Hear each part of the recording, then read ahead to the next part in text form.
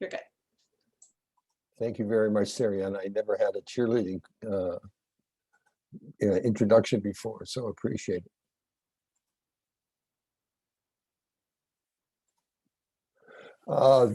As Sariana said, thank you very much for attending this presentation. We're going to cover a number of topics related to fire smart landscaping, but the focus will be on fire smart landscaping. As you all know, this is a very fire risk considerations are an important topic at this point. So hopefully some of the information that I'll be presenting will provide you some background on things that could be done in your garden and landscape, and maybe even come up with some particular individual suggestions of actions you could take as a result of this presentation. I do want to thank Sonoma Marin Master Gardeners, our parallel organization. Some of the slides and information provided here was provided in some presentations that they had done as well. And also to thank Bob Aselli for helping out with the Q&A and being able to answer your questions as they come up. For those of you not familiar with Master Gardeners, we are trained volunteers, typically go through about an 18-week training program, usually in Marin at the beginning of the year. And we're an extension of the University of California Cooperative Extension. UCCE provides information to primarily commercial and farm kind of entities. The Master Gardeners are basically, we take that same science-based information and make it available to the home gardener and provide support for the home gardener on questions that they may have related to horticulture, pest management, and sustainable landscaping practices. What's important to keep in mind, really a growing focus on the part of Master Gardeners, is that our gardens and landscapes really provide environmental health for us as human beings, but also for our entire environmental structure. Our desire is to preserve and enhance biodiversity in our gardens, to plant those things that benefit not just us, but all the creatures that are around us, and in the process hopefully increasing ecological sensitivity and being able to be resilient on unusual conditions such as the drought that we're experiencing today, or at least this year. What I'll be covering today is some points about creating a resilient landscape, primarily with a focus on a resilient landscape with fire risk considerations. I will also be touching on some considerations related to the drought as well. We'll talk about some basic principles that will apply throughout your yard, different places in your yard. Look at some considerations for selecting plants in your yard. And I'll repeat this a couple times at this point in time, especially given the latest notice from MMWD, is probably to put off that plant selection or planting process until the fall. Give you some recommendations by defensible space zones. We'll talk about what those zones are and why there are different considerations in each of those areas. And as I mentioned, also talk about some considerations related to drought and things you can do to basically maintain your plants and your landscape, yet achieve the goals for water reduction. So some basic principles throughout your yard, your landscape. The plants in the landscape should be selected carefully and placed carefully. We call it the right plant in the right place, and maintained and hydrated appropriately. A challenge, obviously, with a drought is that there may be some need to change some of those practices and get more to the point of keeping the plants surviving and not necessarily optimum health. You want to design for ease of maintenance. There are things that should be done in the yard, not just from a fire safe or fire smart point of view, but also a drought and general plant health point of view. Maintenance is going to be important to do that. And being able to do that maintenance is important. The reality is that each of our homes and landscapes is unique. So we're providing some general considerations, but if you have specific questions as we go through, we'll try to answer those as well. Some of the points, and I emphasize some of the points I mentioned from a fire smart landscaping point of view, are requirements by law. Most points are not. They're basically good practices as espoused by the different fire agencies. What's really important from a master gardener point of view is that all of the information we're providing is science-based. We'll talk a little bit about that some more when we get to the topic of plant selection and plants that would be appropriate in your yard. So why is this important now? Just a quick point for some background. From a climate point of view, there have been significant changes in our climate.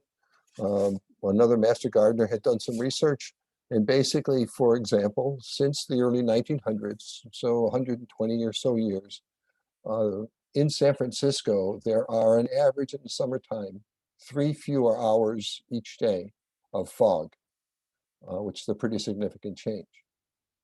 In addition,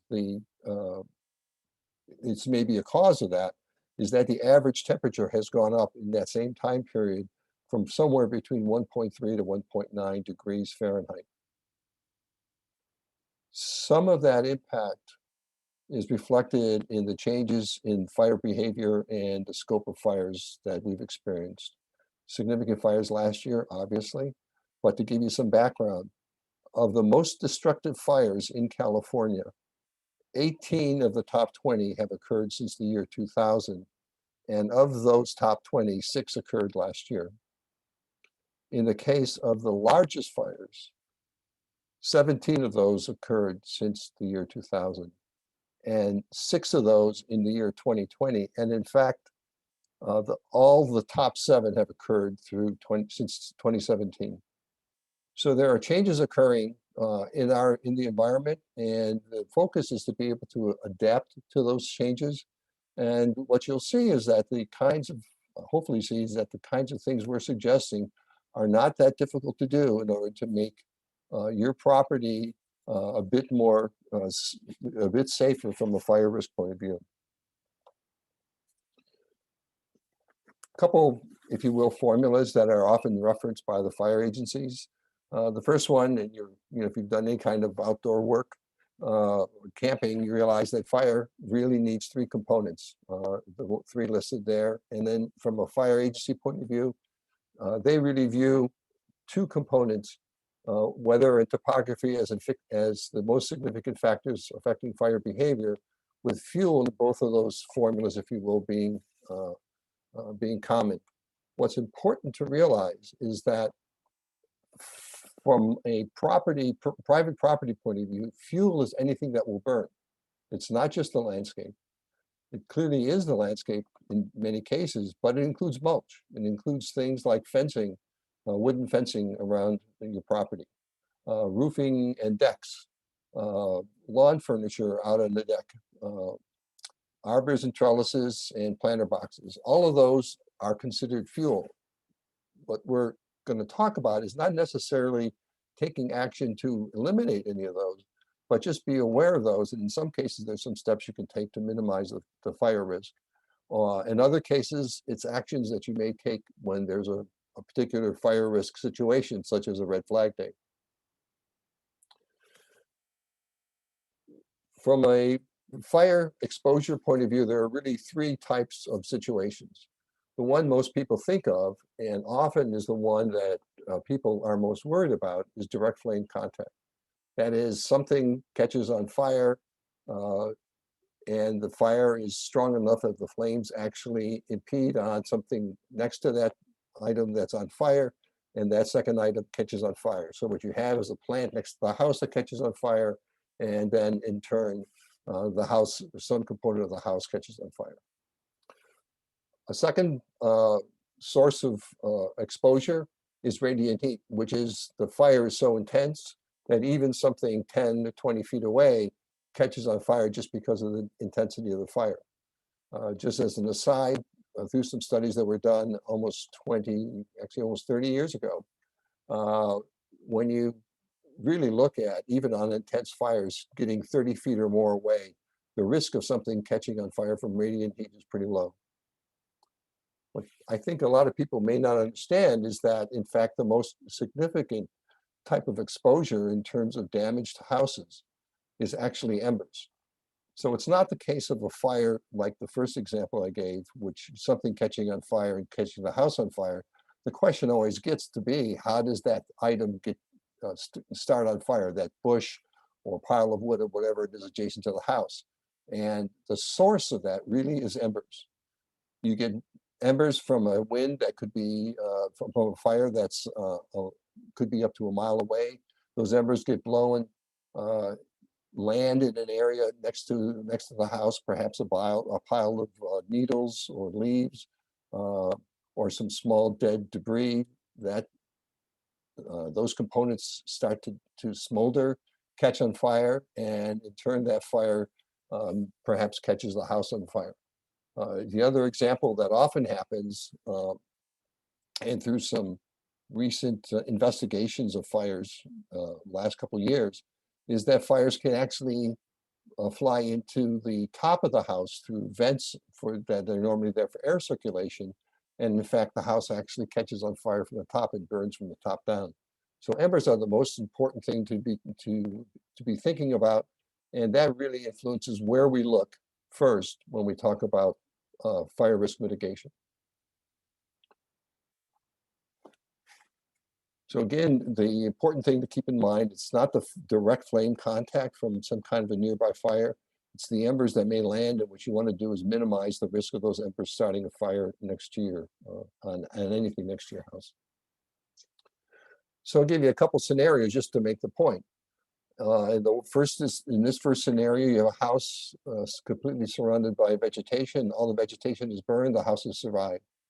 So even though the fire could have been fairly intense to consume that vegetation, the house and its structure, the defensible space around it was such that it did not cause the house to catch on fire.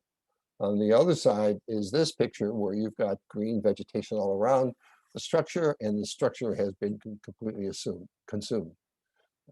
And what we'll learn later is that one of the things to focus on is that immediate area adjacent to the house or the structure, and keeping that area clean. Some other general principles, you want to eliminate what are called fuel adders. That is, keeping trees limbed up to the point where at a minimum it's 6 feet or 1/3 of the tree height. If you have shrubs under the tree, and there's nothing wrong with doing that, you want to prevent that shrubbery from catching on fire, and so you want actually the limbing to be done much higher.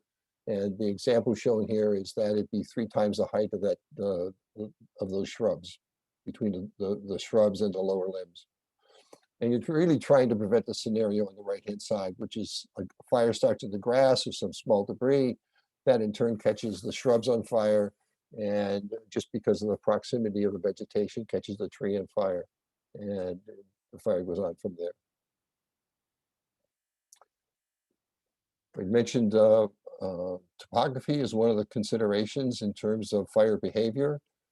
This is just a couple examples of considerations that if you're on a slope, spacing between vegetation needs to be greater if the slope is steeper. So on a flat or less than 20-degree slope, for example, on the top left with shrubs, you want the spacing to be about 2 times the height of the shrub. As the slope gets greater, that multiplier increases. For trees, the same kind of thought process applies, except now you're looking at the canopy of the trees. On the lower slope, you're talking about a 10-foot spacing between canopy. As the slope increases, you want that spacing to be much bigger. And the primary reason for this is that, reasons I should say, are, first of all, fire moves uphill faster than any other direction. And primarily that's because the fire preheats, the heat of the fire preheats the vegetation uphill, and that just makes it easier for the vegetation to dry out and for the fire to continue moving uphill.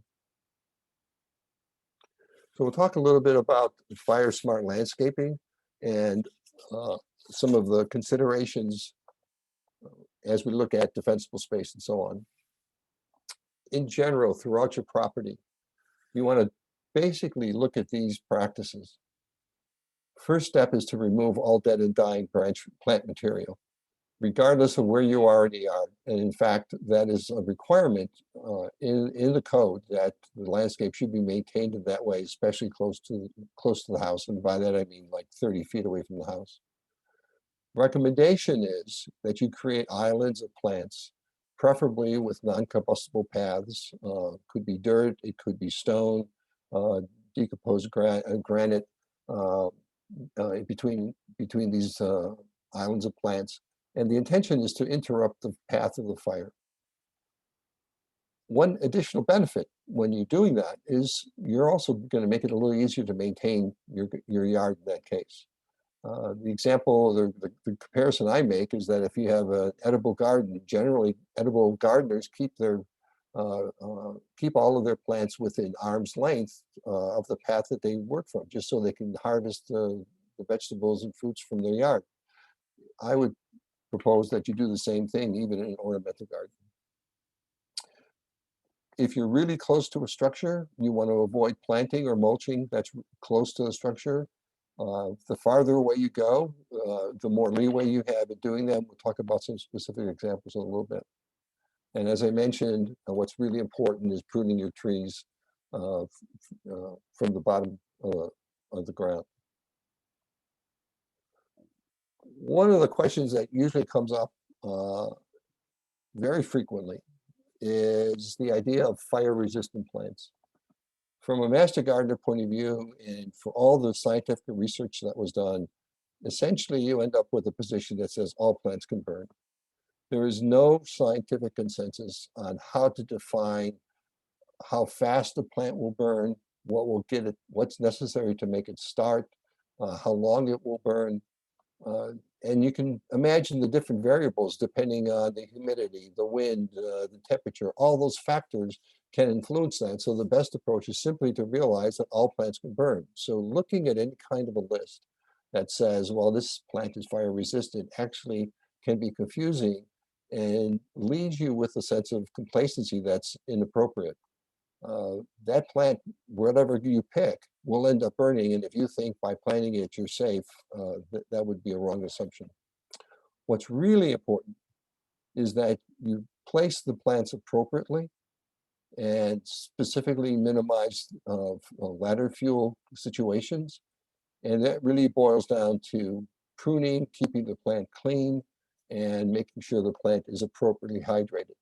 And I want to emphasize, especially with the drought situation, appropriately hydrated doesn't mean that you're watering it all the time, especially considering the requirements for water reduction imposed by the different water agencies. If you do any plant selection, and I'll just give you a heads up, I'm not saying that you shouldn't be thinking about that if you want to do something. All I'm saying is think about it at this point in time with the idea that you might actually do any new planting when you get to the fall, which by the way is probably the better time to do the planting anyway. But you want to look at how big the plant will grow. People often end up picking up a plant, looking at the size that's seen in the garden without necessarily understanding what's mentioned in terms of how big, how tall it is, and how wide it'll get. And that can influence the planting environment. Will the plant survive?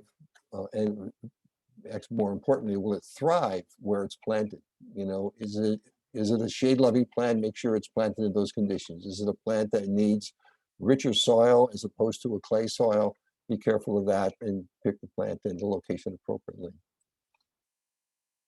Will the maintenance of the plant require be significant to the point where it's either more than you're willing or able to do in the future, or as it grows, is it going to get so demanding that just to try to keep it clean and minimize the fuel load of the plant, it'll be too much work in the future. Is it invasive? You can find lists of invasive plants for California. I'm sure many of you know what many of those plants are. You want to avoid those where at all possible. And try to think through how that plant changes over its lifespan.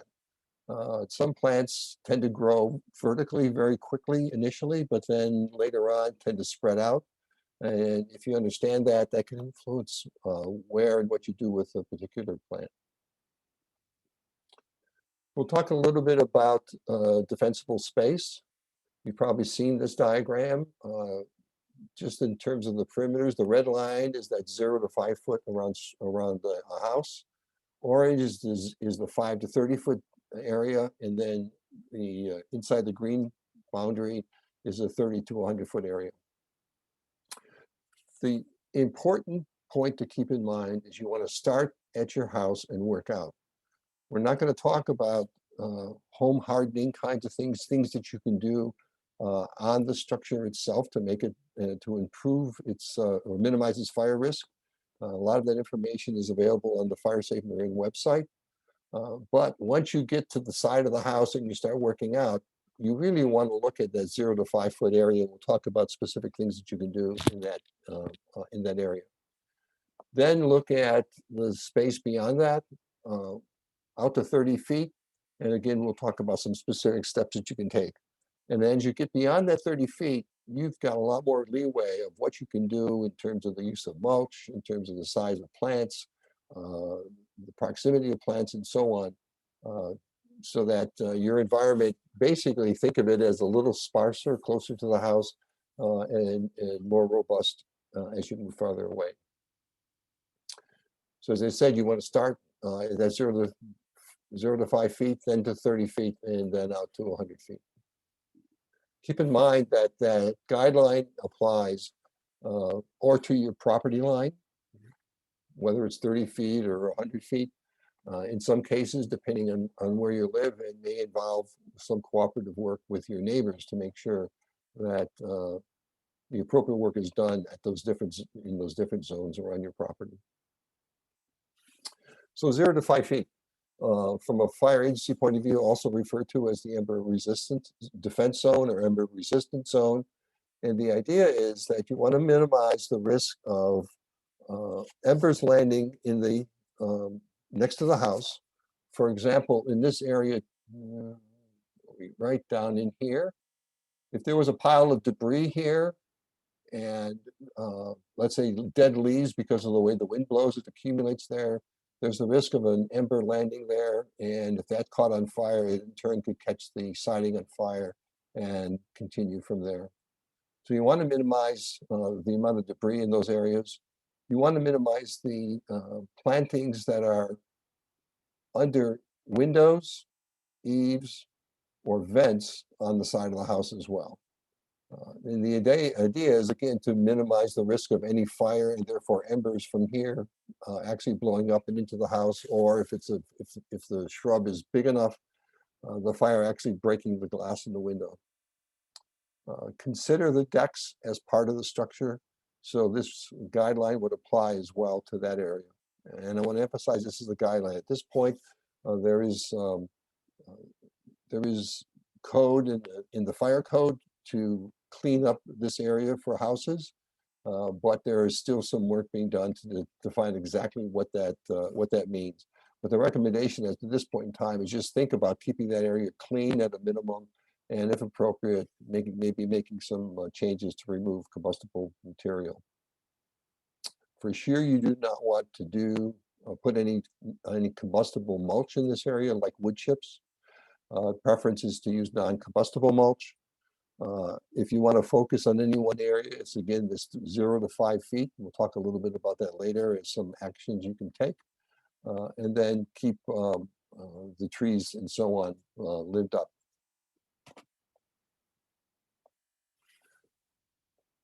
In terms of non-combustible material, any of those things listed at the top, stone, pavers, decomposed granite, work well. Strong recommendation is that it be permeable material so that when we do hopefully get some rain, any water will soak into the ground and this is not necessarily run off and cause perhaps some erosion damage. In terms of plantings, succulents would work well. Correspondingly, any plants that are non-woody and herbaceous, very soft material and well irrigated, could be planted in this area. You probably need to watch, keep an eye out for what the fire code changes might be, but those will probably not take place until later this year or at the earliest, and probably not for a year or two. But right now, that would be the recommendation. I'm not suggesting that you make changes to your planting at this point. But again, if you look at your yard, maybe it's a change that would be implemented later this year. Keep in mind, I talked about decks. Fencing are also a concern or consideration. There are many cases, There are many cases where a fire has actually started downhill or away from a house and has burned along a wooden fence, and that wooden fence attached to the structure, once that fence caught on fire, actually caught the structure on fire. So you want to minimize wooden or eliminate wooden fences attached to a structure. This example in the middle, you may say, well, that looks pretty good. I mean, what's the big deal? For those of you who haven't seen, there was a series of 5 workshops put on by Fire Safe Marin in May. And at the beginning of each of those workshops was a little bit of a discussion about particular fire or damage situations in what's known as the glass fire in Santa Rosa in 2020. And they specifically showed examples of a fence that looks like this, where the fire ran along the wooden parts of the fence up to a house. One of the recommendations is if you do want a wooden fence, there's nothing wrong with that. But you might consider some kind of a break in the fence with some non-combustible material. This image on the right-hand side, you've got a metal gate in the middle of the fence that breaks up the fence to the point where if this part of the wooden fence caught on fire, it would stop there. Correspondingly, this example on the bottom left, you've got a wooden fence that runs along one side of the yard, and then this front structure is actually hardy board, which is a fiber cement composite material that's used actually as siding, but it is non-combustible. So that's a way to break it up. You could even have just this last section be hardy board or some kind of material so that it's wood up to that point and just the hardy board or non-combustible material next to the house.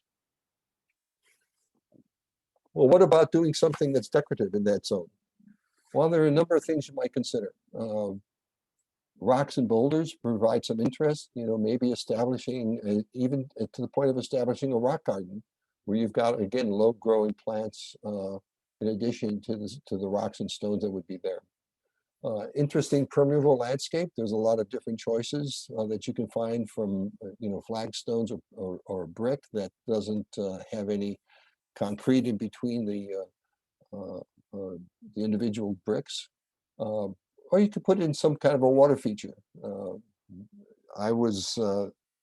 If this was a week ago, I might say that's a reasonable thought at this point in time, but given some of the recent articles about what the water districts are doing, I'd say this is something to postpone until next year, hopefully, once we get some more water. Just some examples of what people have done around their house with that 0 to 5 foot zone. Stones with the pathway. By the way, doing something like this makes it easier to maintain your house as well. You've got just gravel along the side, similar here, and plantings not too far away from that. I mentioned it is possible to put in lawn-like grasses that are very drought tolerant and also tend to retain water. So you could do something like that close to a deck. Bob Maselli is helping out. This is actually from his yard. He made some changes earlier this year and basically put in this little spacing as the ember resistant zone with a variety of California native plants nearby, and it ends up looking very attractive. So some people may say, well, does it really make that much difference? Well, here's an example from a fire where the lawn obviously didn't burn. There was dry mulch. I've heard different stories of whether it was wood mulch or whether it was pine needles. Regardless, that material caught on fire, scorched the different plants that are in that planted in that zone, and as you can see, also damaged the house. So it's a very real threat that you want to minimize the risk of plants and the flammable or combustible mulches in that 0 to 5 feet zone. When you get beyond that 5 feet, a lot more leeway of things you can do. Look at planting in islands, paths that would allow you to go through and make, both enjoy the yard, but also be able to maintain the plants. Preferably smaller shrubs, not growing as tall. Trees are fine, and I want to emphasize this. If you get a visit by any of the, I'm going to call them a wildfire mitigation specialists, there's a number of those in each of the fire agencies now, they're not going to suggest that you remove a tree. Their suggestion is going to be to maintain the tree. So if you keep if the tree is green, free of dead plant material, limbed up appropriately, there is nothing wrong with having that tree at some distance from your house. The important point at the end is that the focus is just think about what it takes to maintain the plants, and I think you'll end up doing a good job.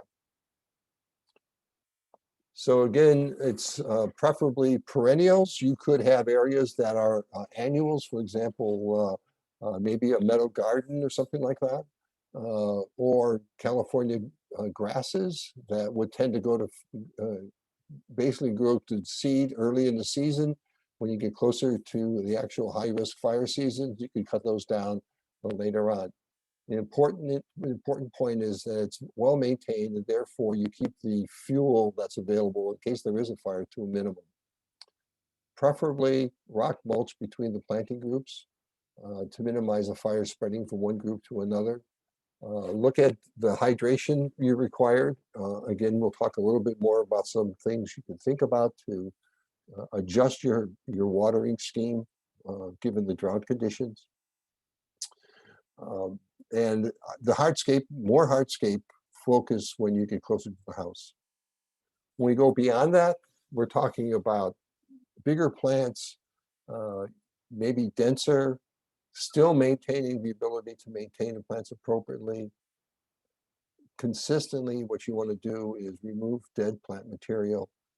Use of wood mulch in this zone and leaf litter is perfectly fine. One question often comes up is about oak leaves underneath an oak.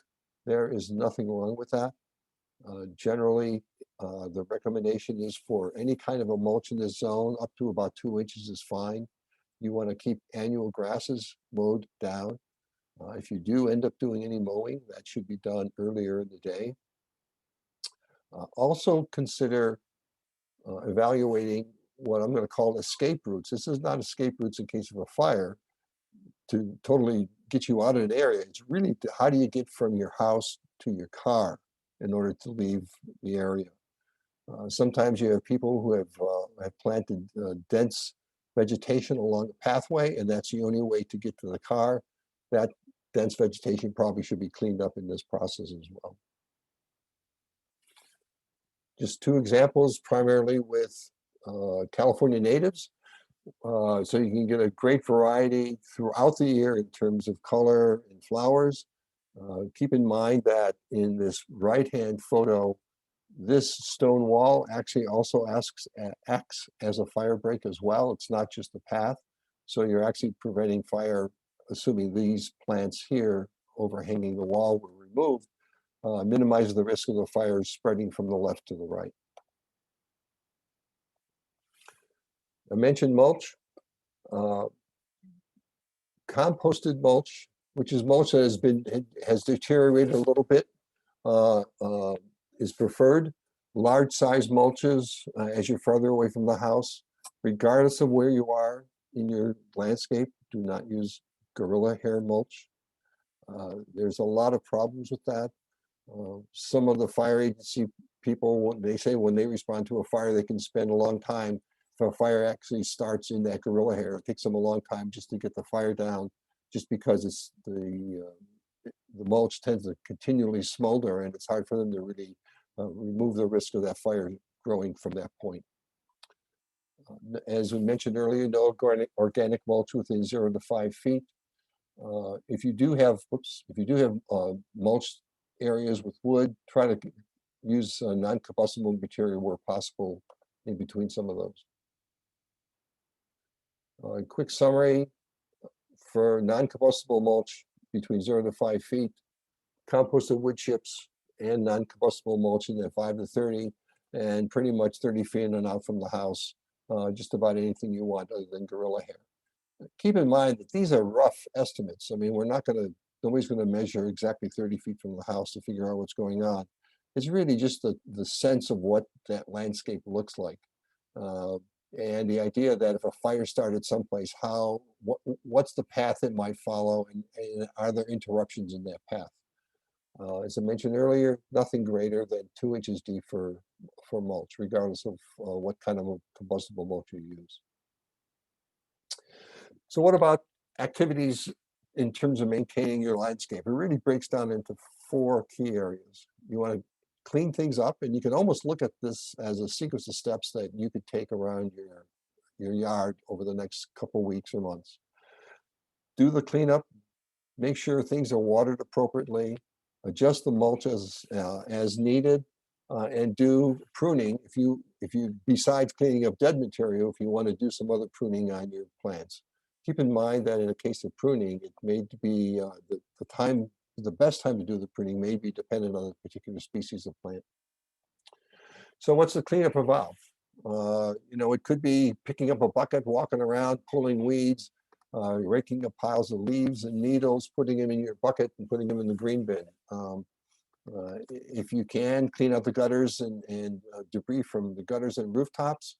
A lot of people do this when it gets close to the rainy season, typically in late October and November. I propose that a good time to do it, maybe one other time to do it, is when you get to August, to minimize the risk of those leaves and needles catching fire if there is a fire nearby.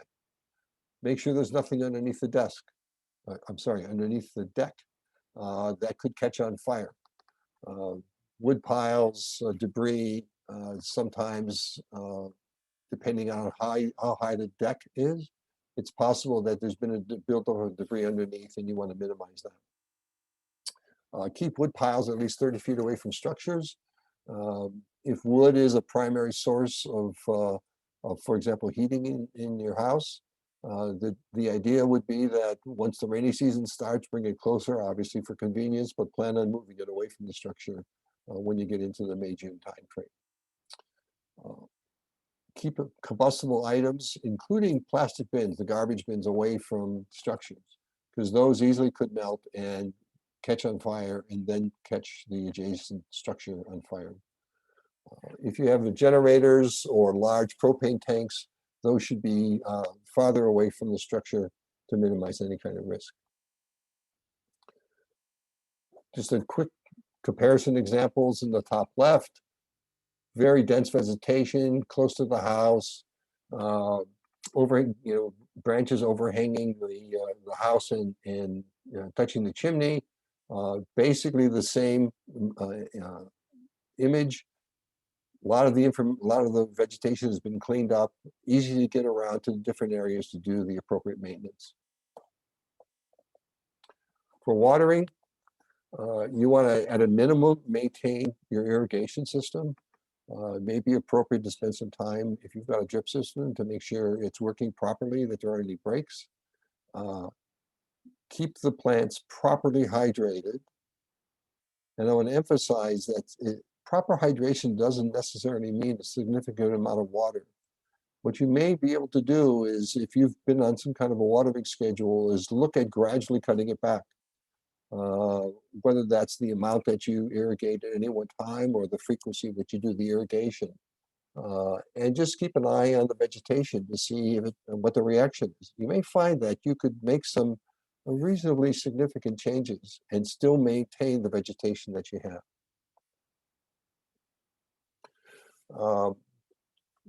Pruning, that top item, 10 feet away from the chimney, is actually part of the fire code. The recommendation is also do the same for branches near your roof. Re-emphasize dead and diseased branches, a very important thing to do. Keep your trees limbed up. Whatever you do, don't top a tree. That's really an indication, if there's a need to do that, it's an indication that the tree is not the right that particular tree is not the right tree in that spot. In addition, it can cause excessive branching, which will just cause more maintenance work on your part in the future. If that's something that needs to be done for whatever reason, aesthetics, whatever, may be worth looking at removal of the tree and figuring out a replacement. And that could be done over a period of time, planting a small replacement tree initially, let that grow to a point where you then remove the tree that you wanted to top. That new tree may be big enough that it fills the space appropriately, and things look pretty much the way they were before. I mentioned this before about routes to your vehicles. It's really important. Often, in a lot of cases, somebody's garage is attached to their house, so it's easy enough to get into the garage from the house in case they need to do an evacuation. That's not true at my house. I actually have to walk through the yard in order to end up wooden stairs in order to get to the garage. So I want to make sure that that path is clean of any vegetation in case that vegetation catches fire. I don't want to be blocked from getting to the car. And in general, follow the defensible space guidelines in terms of what you end up doing as you move away from the structure and towards where the car would be parked. Well, how can you maintain, you may be thinking, well, how can I maintain a healthy and attractive landscape given the drought situation? Well, there are a number of steps that you can take, and I'll just try to point out some things that may require some decisions on your part in order to maintain your yard with these drought conditions. By the way, I should mention that in the FireSafe Marin, on the FireSafe Marin website, there is a and we'll also be providing it as feedback to this session, a YouTube channel that has a presentation on the summary that I'm giving here. It's about a 20-minute presentation that was done, I think, at the end of May. But the idea is that you establish priorities in the yard. You look at trees that you want to retain, whether they're mature trees, perhaps trees that you planted this past winter, hoping that there'd be more rain. Perhaps they're trees that provide edible material. Give priority to those, determine the important ones and give priority to those.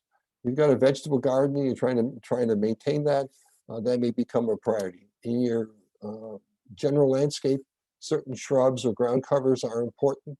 Others you may say you're willing to let suffer, or realize that replacement may be appropriate or necessary in the future, and you're not necessarily going to keep the watering going for those plants.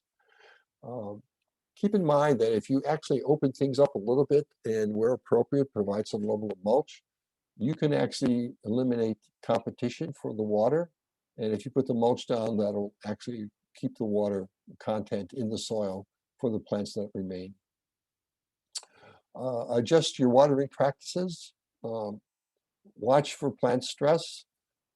Later on, I'll talk a little bit about walking around your yard as maybe something that you do. What I just want you to watch out for is that sometimes if you do walk around at the end of the day, especially a day like today, you will see a lot of the plants are going to look particularly stressed through transpiration from the plants because of the heat. Rather than reacting at that point, I would say take a look in the morning and see how they may have recovered with the cooler air during the evening and perhaps a little additional moisture. You may find that they're actually not doing too badly when you look at them the following morning. Do an assessment of your watering system. If you've got a drip system, you may decide that certain plants you're just going to either turn off the water, or maybe you make some changes to your drip system so that some parts of your yard that were watered every day, you split it up and some parts get watered every other day. Mulch will help not only retain water in the soil, but also keep weeds out. So use that where it's appropriate. And I would have said, gee, you might consider some plantings other than the fact that there was a recent article regarding marine water and their considerations about switching over to perhaps 1 time a week watering. So at this point, I'd say you really don't want to do any additional planting, and for sure, minimize your fertilizing. Uh, the more you fertilize, the more you're asking essentially the plant to grow, and that's just going to create more demand for water as well. Well, if you really want to put or feel the need to put in new plants, first of all, I'd say plan on not doing that until the fall. However, what you could do is use the time between now and then for investigation. Determine what plants would fit best given placement and maintenance where you want to put the new plants. It's a good time to do some research over the next couple of months. Understand the water needs of those plants. From a general environmental point of view, really consider all the environmental factors involved, especially the impact of pollinators and the benefits to pollinators. Strongly recommend you focus on California natives. What you will find is that there are many California natives that will do with a lot less water, a lot less water than many other plants that are not California natives. And if you need to do some replacements, they may be alternatives to look at. And in fact, there's several plants, California natives, that you really don't even want to water during the summertime. You'll essentially kill if you give them any amount of water. As I mentioned earlier, fall is really the best time to plant, and maybe between now and September, October is basically a planting time. Understand what's going on in your yard, clean it up, and figure out what you might want to do. Hopefully, next fall we'll get more rain. So evaluate your landscape during this drought and the water restrictions. Prioritize your valued plants. Make some changes to your practice. Change the timing on your drip system. Cut back on the frequency of water or the duration of watering. Do it for shorter periods and have the time between waterings longer. If you want to invest in something, invest in compost and mulch to help retain the water that's in the soil. For maintaining the landscape, really consider the health and condition of all the plants in your yard, and you may end up deciding that through triage that there's certain plants you're just going to let go. Do apply your defensible space guidelines and focus your time on maintenance of what's there, and hopefully minimizing the amount of work you'll have to do in the future. I want to mention a couple myths, or just show this list of myths that some people have about defensible space and what it really means to do. Some of them are subjective, like, oh, gee, some people say, well, I just end up with a ruined landscape, or it's harmful to the environment, or landscapes are not beautiful. What you'll find is those are not true if you're picking the right plants and you put them in the right place. The two I want to emphasize, though, is that defensible space does not mean the second bullet that's there, removing all vegetation. That is not the intent at all. You will not get anyone from a fire agency suggesting that. They're going to focus on maintenance and appropriate management of a plant, given its distance from the house, for example. And especially, there is no requirement to cut down trees. I mean, the example I'm going to give you is I live in southern Marin. Mill Valley, as you probably all know, has a lot of redwoods. There is nobody going around saying cut down all the redwoods. That's not going to happen, neither as a request or a requirement. So what it really amounts to is just maintain the vegetation you have around your yard.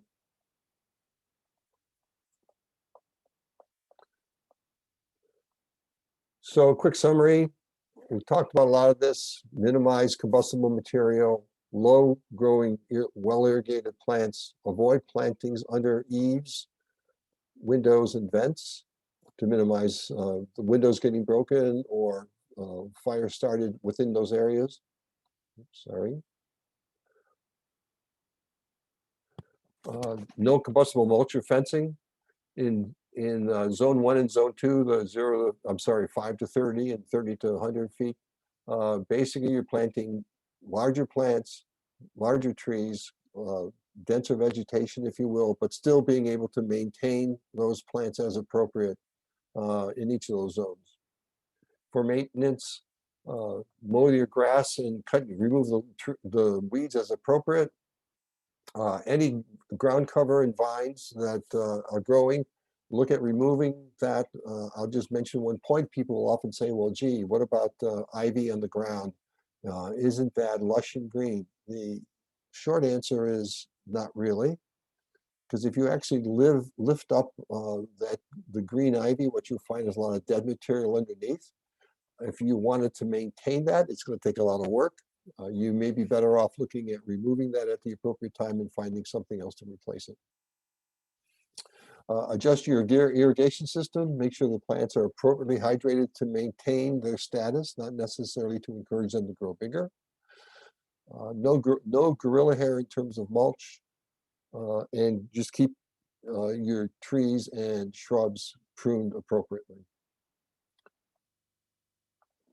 Bottom line is, I think you can have a fire smart and sustainable landscape that is both beautiful, safe, and saves water.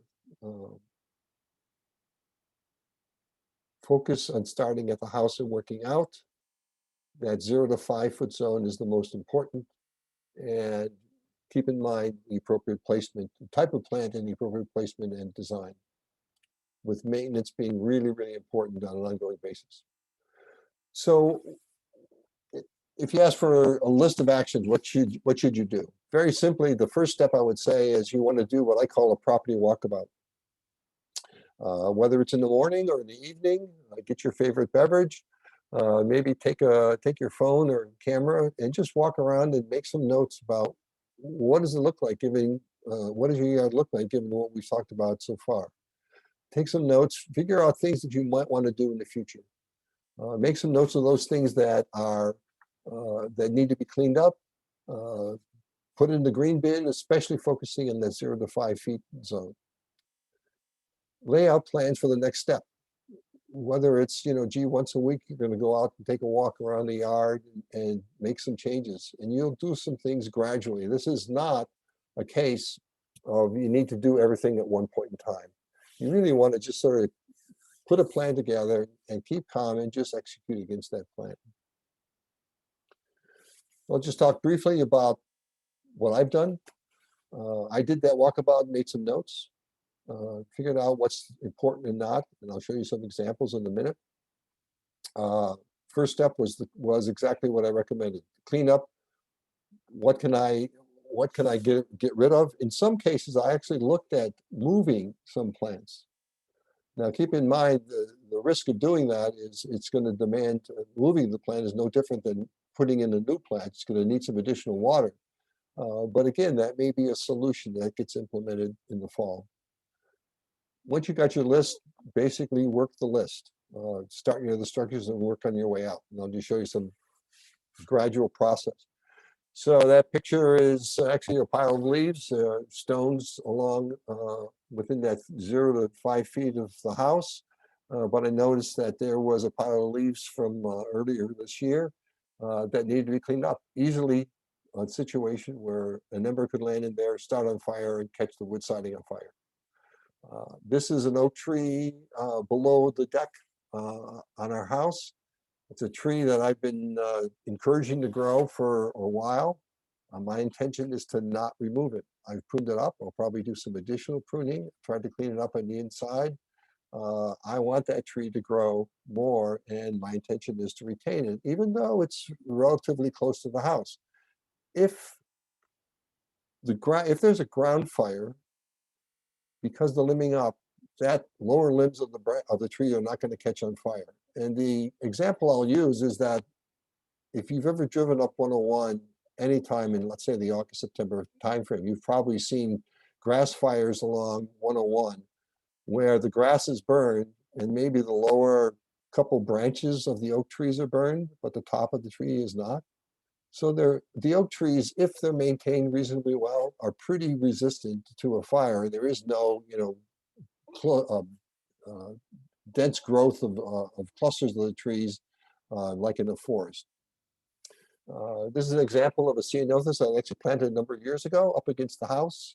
I left it in place because it was just absolutely covered with bees, both native and honeybees, earlier this year. I didn't want to interrupt that, and through the Fire Safe Marine Chipper Days, which hopefully you all have heard about, basically took advantage of that earlier this month and removed the tree, and I've got more work to do, but basically eliminated that risk adjacent to the house. So if you have any questions, let's keep in touch. Normally, Master Gardeners, you could come into the office. That has not been true since about February of last year. Don't know when that's going to take place. The best way to reach the Master Gardeners is through the help desk, through that email ID. You will get that information from Sariana following the feedback from this session. Go to the Master Gardener website. There's a lot of information there on fire smart landscaping as well as drought considerations. One other final thing I want to mention is that, and I think Sariana mentioned it earlier, another Master Gardener on July 1st is giving a presentation on drought and watering considerations. So I'd suggest you attend that session as well. With that, thank you very much. Hopefully you've gotten questions answered. If there are any remaining questions, we'll take them now.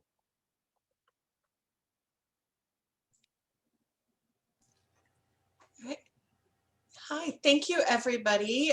We actually didn't have any questions in the chat unless they were directed to Bob directly, but if anyone has any questions, you can type them in the chat, or you can use the raise hand function or unmute yourself and ask. Oh wait, let me fix that muting business. Okay, if you have any questions, feel free to raise your hand or unmute yourself and ask away. And as Jim mentioned, we will have effective watering during drought on July 1st at 1 p.m. I will send that in the follow-up email with the recording today. So if you'd like to join that, just send me an email. It's the same email you used to register for this event. I think I saw one person unmute. I was going to ask a question about Italian cypress. I have a couple of Italian cypress outside of the 30 feet from the house, but I do see neighbors walking by and eyeing them occasionally, and I know that they're thinking, oh, those are the ones that burn really tall. And you know, we do keep it very clean. They're not very big around. They don't have any dead spots or anything like that. How do you feel about those?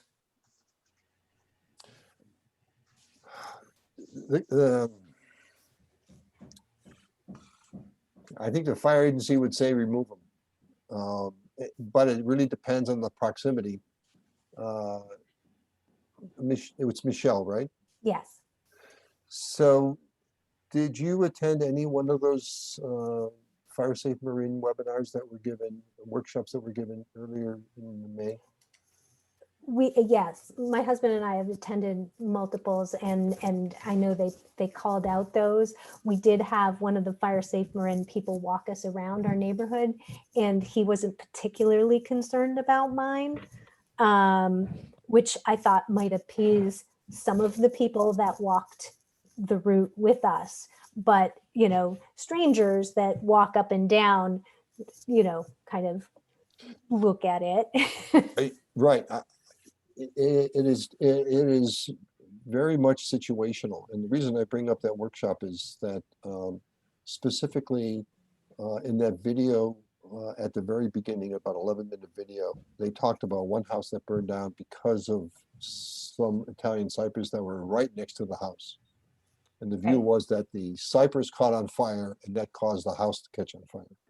So it really gets to be a proximity question. So without knowing exactly your situation, I don't know what to recommend. Okay, but it does also make you nervous as well.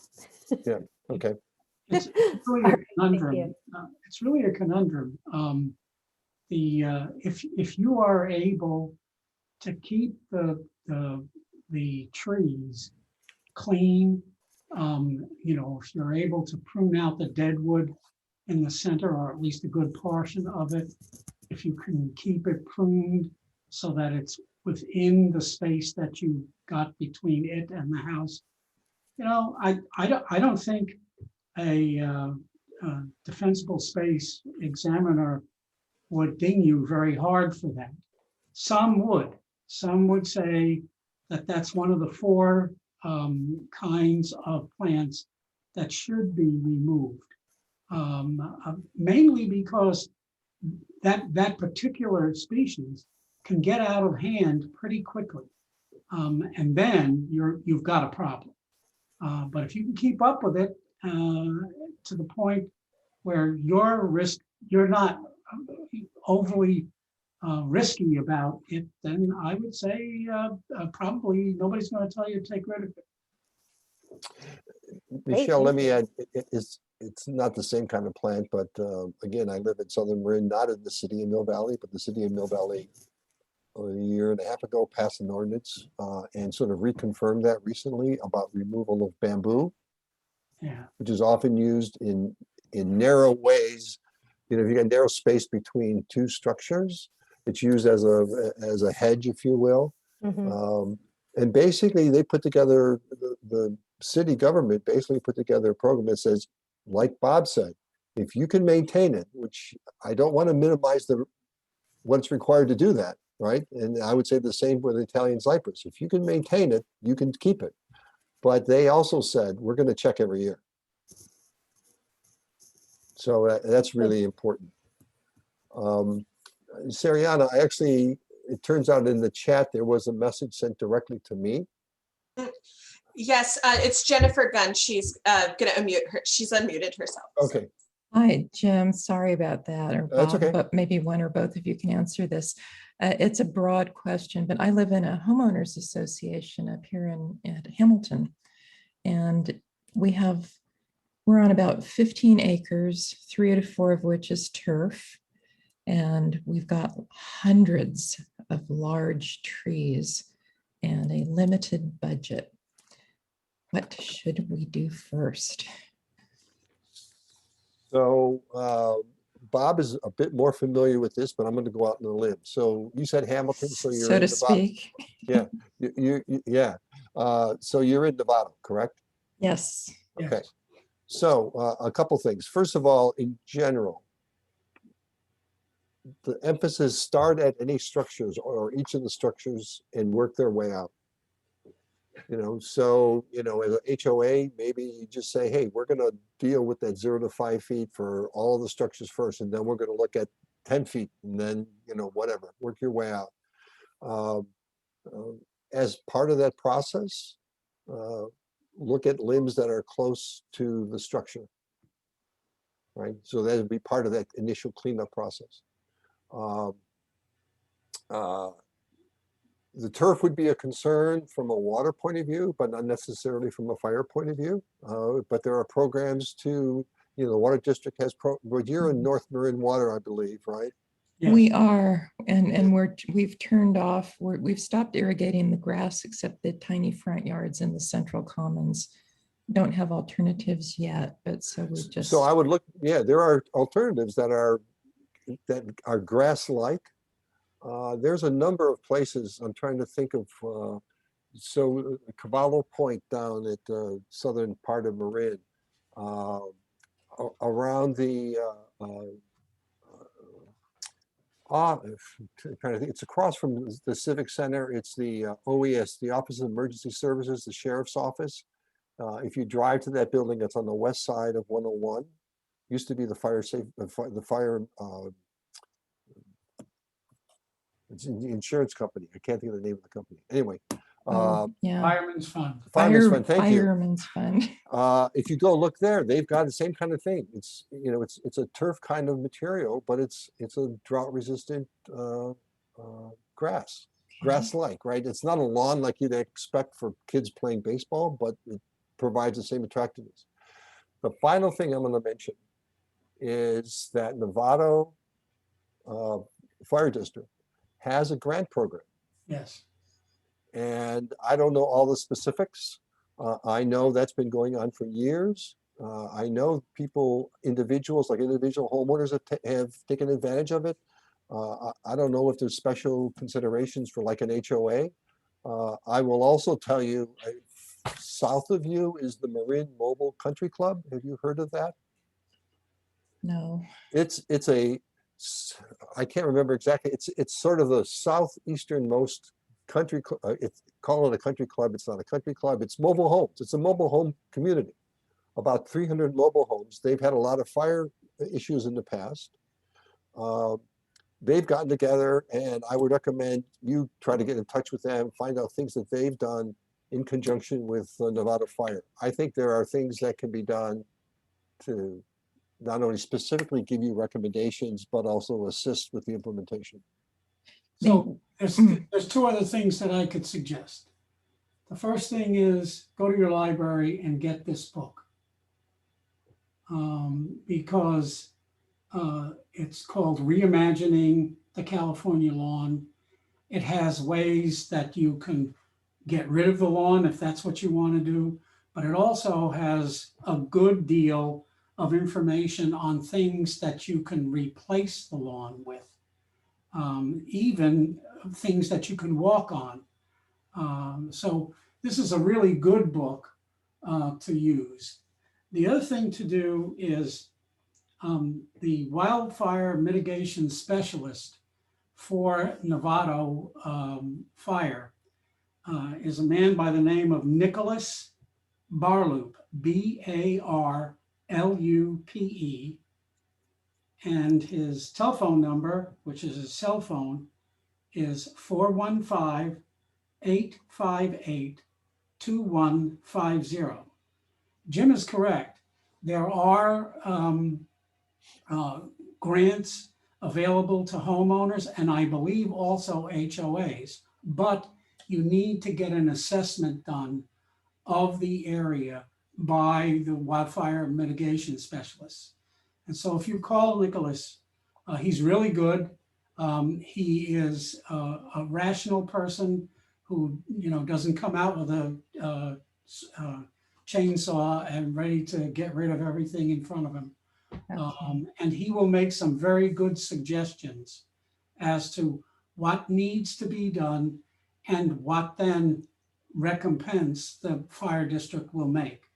And they are, at least for homeowners, they're pretty generous. Thank you so much. Without taking too very much more of your time, I realize other people have questions and we have limited time, but I know that the North Marin Water District has a couple of programs, Lawn Be Gone and Cash for Grass, and they provide free sheet mulching materials. Right. Do you happen to know if the mulching materials are wood chips or if they're... What they are is corrugated cardboard and compost. Okay. And they will deliver it to your home. Okay. Which is okay. amazing. Yeah. And North Marin has similar kinds of programs, and they also have similar kinds of rebates. Okay. So, and we did get a question in the chat just now, or just a little bit ago, from Hedwig Van Den. I'm going to mess this up. Breck, I'll bet, is the way it's said. And any advice on keeping things beautiful when you only have little space around the home, like for condominiums and townhouses? And my recommendation there would be treat that area between the homes as 0 to 5. And so, good inorganic mulches and low growing, well hydrated plants or succulents would work in that area.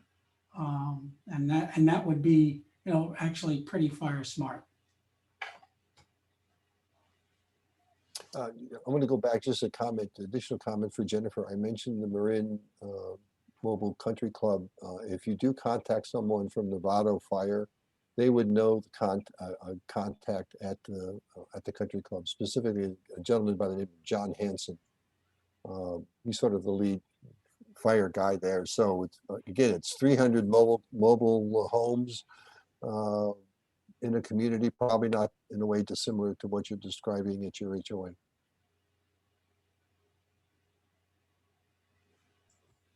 Any more questions today?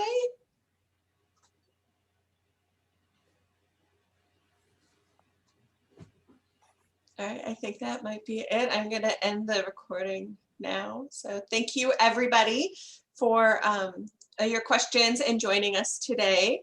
And I will send out that follow-up email with, sorry, I'm having issues. I'll send up the follow-up email either later today or early tomorrow with more information and the recording to this lecture. So thank you so much. And especially thank you to Jim and Bob for helping us learn more about fire smart landscaping. I know I learned a lot. I took some notes for my own house that I hope to actually do. So Great. Thank you very much, Zariana.